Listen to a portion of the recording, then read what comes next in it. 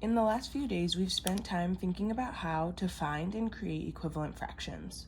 Today, we are going to spend some time thinking about the different ways we can represent whole numbers as fractions.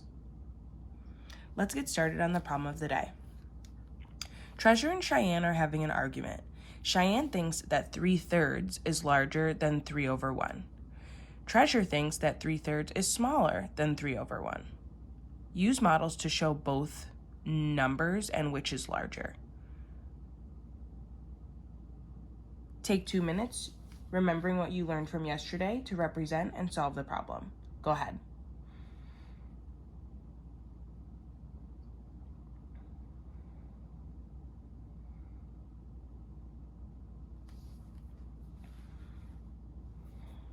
All right. How can we represent 3/3? Say your answer out loud.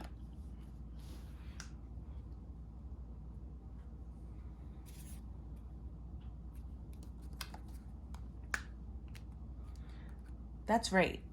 I heard you say first, we can draw one whole and partition it into 3 parts.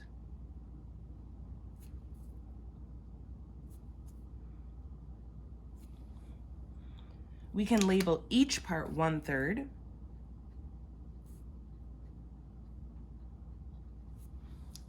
Because that's the unit fraction since there are 3 parts in one whole. Then we should shade all 3 parts.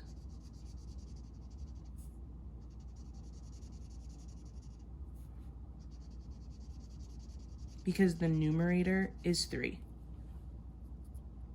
Which means there are 3 points being referred to. So we have one whole, we put 3 parts in this whole because of our denominator, and then we shaded 3 parts. What do you notice about 3/3?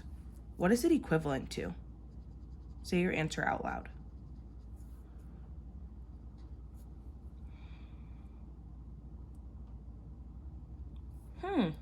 That's right. I heard you say that 3/3 is equivalent to 1 whole. So the numerator and the denominator are the same. Why do we have 1 whole when the numerator and the denominator are the same? Say your answer out loud.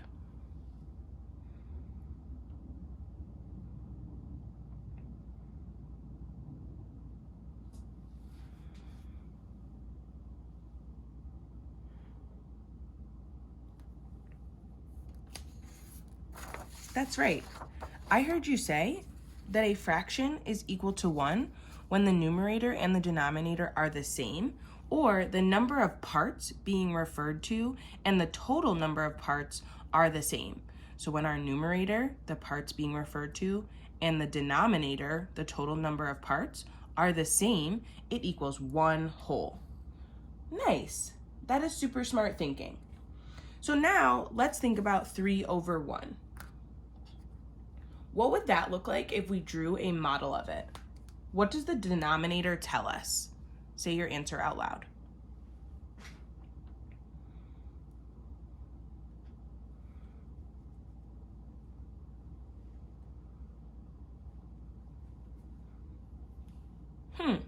That's smart. I heard you say that the whole is broken into 1 part.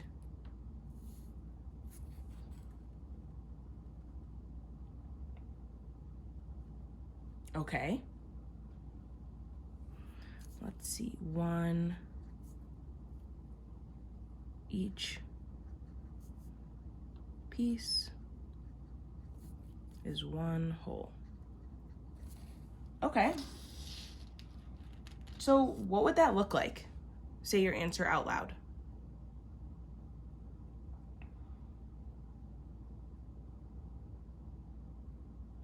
Smart. I heard you say it would look like 1 whole with no lines partitioning it. Okay. So what does the 3 tell us? Say your answer out loud.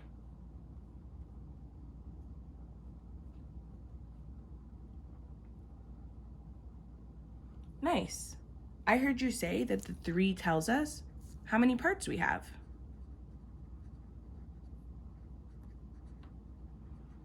And in this case, because our parts are actually one whole, it's how many wholes we have. So we have 3 wholes because our denominator is showing us that we have one whole or one part in each model. Okay, so how many wholes should we make then? Say your answer out loud.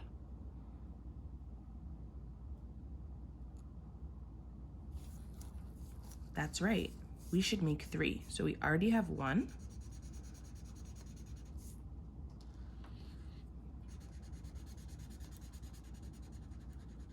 2.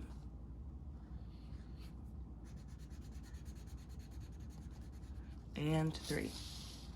So looking at our model, what is another way we could say 3 over 1? Say your answer out loud.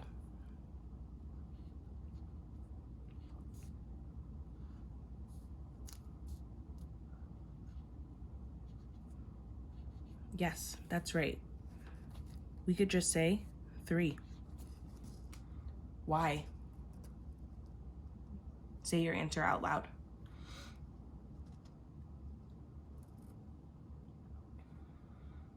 Smart. I heard you say we could just say 3 because we have 3 wholes that each have 1 part. That is the same as 3. So yes, when a denominator is 1, each whole is 1 part, and the numerator tells us how many parts to draw. So which fraction is greater?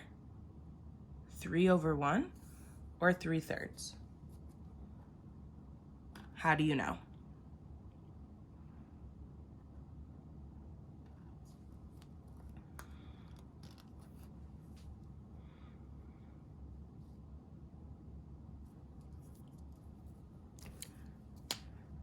Smart. I heard you say that treasure is correct because 3 over 1 equals 3 and 3/3 only equals 1, and we know that 3 is greater than 1, so 3 over 1 is greater than 3/3. Nice work.